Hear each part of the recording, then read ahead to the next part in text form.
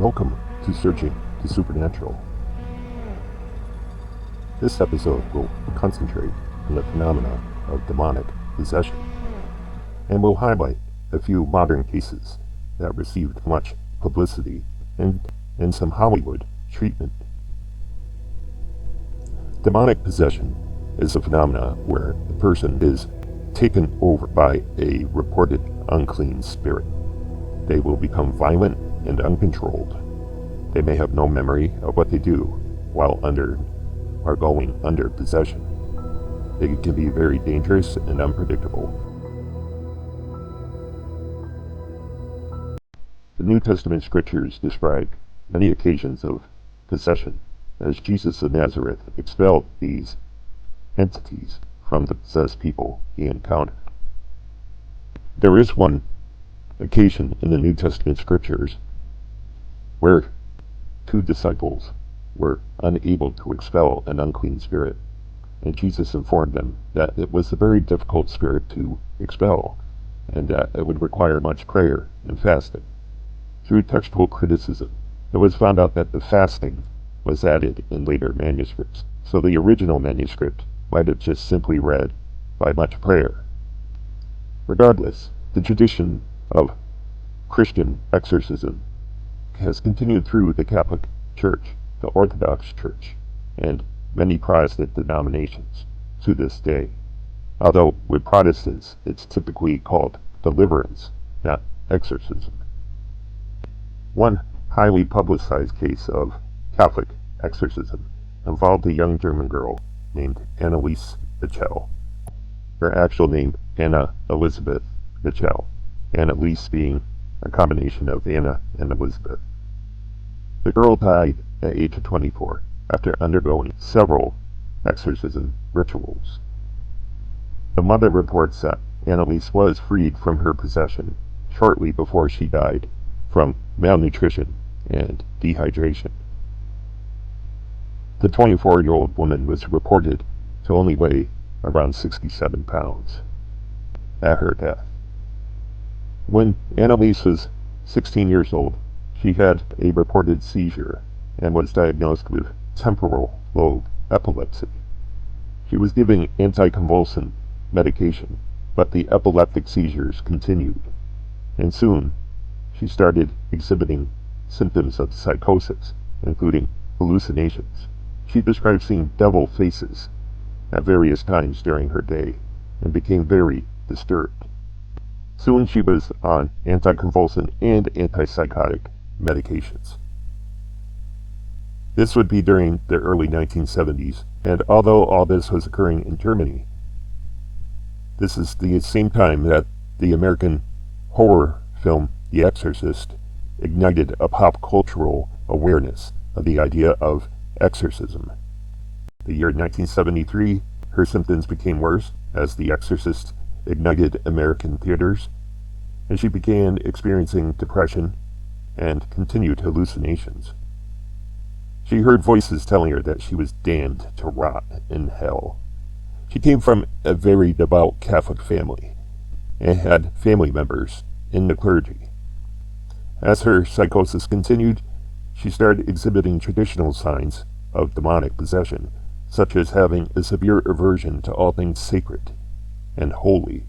There was a shrine that she could not approach, and she reportedly avoided any crucifix that hung on a wall. Her behavior and her symptoms continued to worsen as she reached her adult years. She displayed aggression, she injured herself, drank urine, and ate insects that she found. Soon she was growling, seeing demons on a more regular basis, and throwing things at people. A priest named Ernest Alt examined Annelise and believed her to be possessed. In September 1975, Bishop Joseph Stengel granted Father Ernest Renz and Father Alt to perform an exorcism according to the Roman ritual. During these exorcism rituals, Annelise, in her soft, normal voice, would speak of suffering and dying to atone for the wayward youth of the day and for apostate priests of the modern church. She had this idea or this concept in her head that she was to be a martyr, On July 1st, 1976, Annelise died of malnutrition and dehydration. She had broken knees from continuous genuflexing and was unable to move without assistance in her final days. She had some broken teeth and scratches and bruises all about her body. After an investigation, the state where they lived, it says state in the write-up, but they lived in Germany, so I'm not sure what the terminology would actually be. They charged Annelise Michel's parents and the priests, Ernest Alt and Arnold Brentz, with negligent homicide.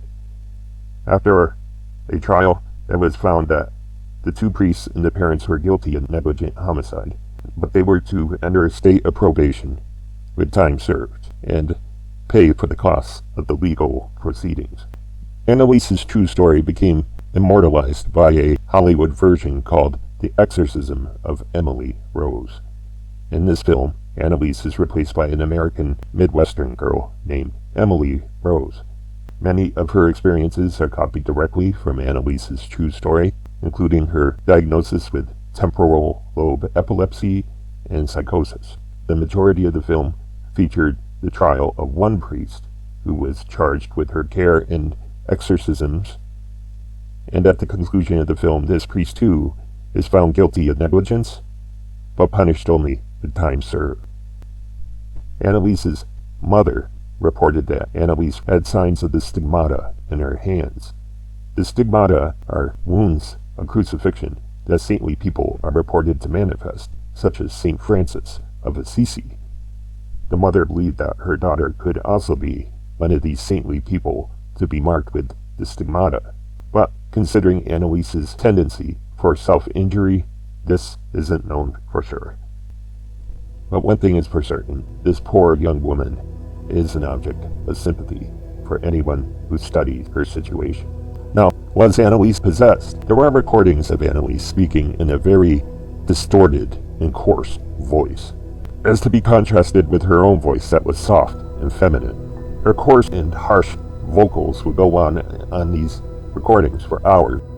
The YouTube channel Creep Freak has a video titled Annelise Michel, English subtitles, enhanced audio, real exorcism audio tapes. This audio was recorded in 1975 and was enhanced, but not altered.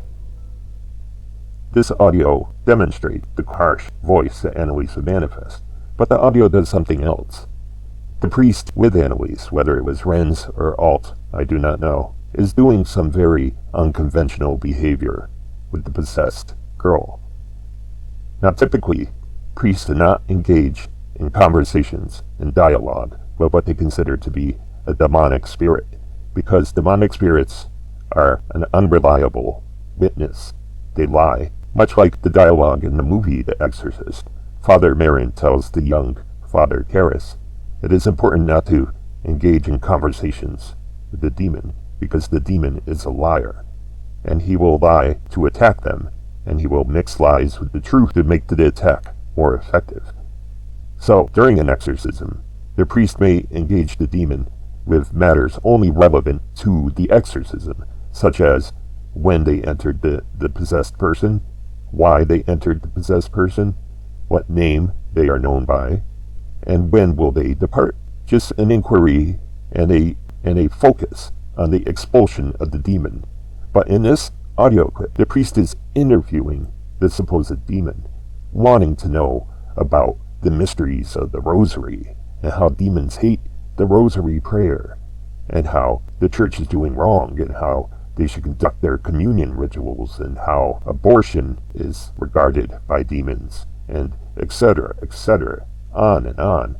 How priests should be celibate and should be abstaining from all sex. And in other words, this priest seems to be trying to get the demon to reinforce and to advertise the precept and the tenets of the Catholic religion and the Catholic faith.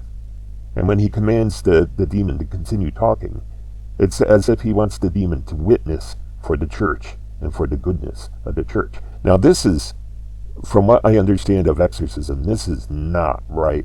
This is not right. You don't look for an unholy witness to your sacred traditions.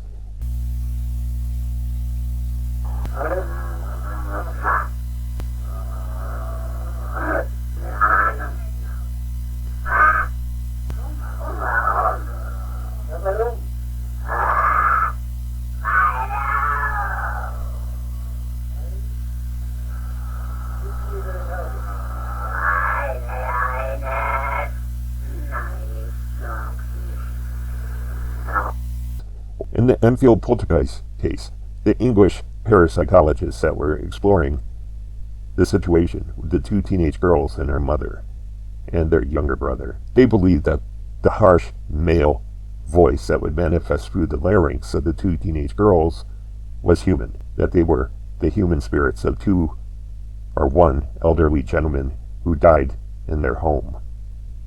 Ed Warren, demonologist, believed they were not human spirits, that the voice would react to religious provocation in the same way that demons would, with growls and grunts and screams and howls. And the voice captured in the Enfield Poltergeist case was even more compelling than the guttural, continued voice manifested through Annelise Michel. Let me hear you say my name. Come on, let me hear you say my name. That's not my name. Come on, my name's Forrest. Let me hear you say it. Forrest. I'm Deputy Dewey now. I come from Jewel Farm graveyard. And I have right in church where Rena lived. And all my friends come from there as well. And we all like okay and got You died. Jeez, before I died, I did. I went blind. Then I had an hemorrhage and I fell asleep and I died in a chair in the corner downstairs. Is it possible that all of these voices were within the girl's capability? It's possible, but to speak in these voices for continued, prolonged periods of time would seem most unlikely. But at Annelise Michel, she claimed to harbor the spirits of Hitler, Nero, Judas Iscariot, Cain, and other infamous sinners from biblical and recent history, as opposed to harboring demonic entities that were never human. Now this too is problematic. Do the damns of human beings, are they possessors, or is it simply the fallen angels, as Catholic doctrine and demonology would teach? Were these altered personalities that Annelise exhibited mind games? Were they introduced to fascinate the priests with the idea that they could actually interview Judas Iscariot or the Emperor Nero, that these intriguing historic personages could be at their disposal for interview? I'm thinking that the names that the possessed Annelise would throw out were meant to be a mind game. That's my personal opinion. Should Annelise have died? I don't believe so. Ideally, Annelise Michel should have had nasogastric tubing to be fed through, although she may have vomited most of that, just as portrayed in the Exorcist movie, and she should have had IVs to prevent her severe dehydration and malnutrition. She should have had this level of medical care. So yes, there was negligence involved, whether she had epilepsy with psychosis or whether there was a spiritual demonic force involved. The phenomena of possession continues. This narrator had attended a traditional Catholic ritual of a possessed young woman who spoke in a different ancient language during the ritual. During that basement ritual that I attended, the possessed young woman also demonstrated knowledge that she had no way of knowing with one particular investigator, and something that occurred at his home earlier that day. There are compelling books and accounts involving possession, exorcism, and deliverance that are readily available for the public. And this is a subject worth continuing, and this is a subject worth examining. Thank you very much. Until next time.